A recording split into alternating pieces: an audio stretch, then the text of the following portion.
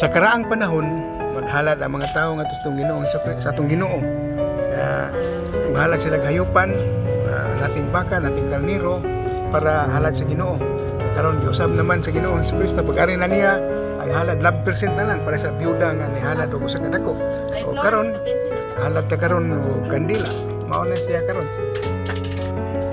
Pero ang atong paghalad sa Ginoo kaniadto hayupan mag-agad sa atong kinasing-kasing nga paghalad kay kan kain maghalad sa Ginoo reject man nga natin sa karniro o kuan niwang mo nang katag kay siga ug aso mo nang nasina si kain sa kang Abel kay tindog kay ta gidawat sa Ginoo mo nga iyang gipatay si kuan si Abel gipatay ni Kain mo na atong depende sa atong kinasing-kasing paghalad.